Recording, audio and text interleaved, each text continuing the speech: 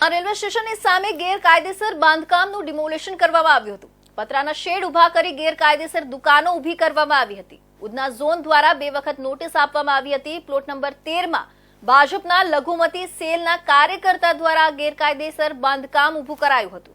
4 દુકાનો ઊભી કરી દેવામાં આવી હતી. સુરત મહાનગરપાલિકાના ઉધના ઝોન દ્વારા ઉધના રેલવે સ્ટેશન સામે ગેરકાયદેસર બાંધકામો સામે કાર્યવાહી કરવામાં આવી છે. પ્લોટ નંબર 13 પર ગેરકાયદેસર રીતે ઊભા કરવામાં આવેલા પતરાના શેડમાં 4 દુકાનોનું નિર્માણ કરવામાં આવ્યું હતું, જે ભાજપના લઘુમતી સેલના કાર્યકર્તા દ્વારા બનાવવામાં આવ્યા હતા. ઉધના ઝોન દ્વારા 2 વખત નોટિસ આપવામાં આવતા છતાં ગેરકાયદેસર બાંધકામ દૂર ન કરવામાં આવતા મહાનગરપાલિકા દ્વારા આ બાંધકામનું ડિમોલેશન કરવામાં આવ્યું છે. ઉધના રેલવે સ્ટેશન પર ગેરકાયદેસર બાંધકામો અને અન્ય સમસ્યાઓને કારણે મુસાફરોને મુશ્કેલીઓનો સામનો કરવો પડે છે. સ્ટેશન પર બાંધકામ કાર્ય દરમિયાન સુરક્ષા વ્યવસ્થામાં ખામી હોવાના કારણે તાજેતરમાં એક દુર્ઘટનામાં બાળકનું મૃત્યુ થયું હતું, જે રેલવે તંત્રની બેદરકારીને દર્શાવે છે.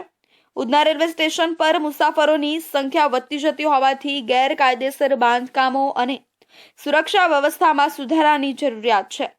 મહાનગરપાલિકા અને રેલવે તંત્રએ સંકલિત પ્રયાસો કરીને સ્ટેશન પર સુવિધાઓ અને સુરક્ષા વ્યવસ્થામાં સુધારો લાવવો જોઈએ, જેથી મુસાફરોને સુવિધા અને સુરક્ષા મળી રહે.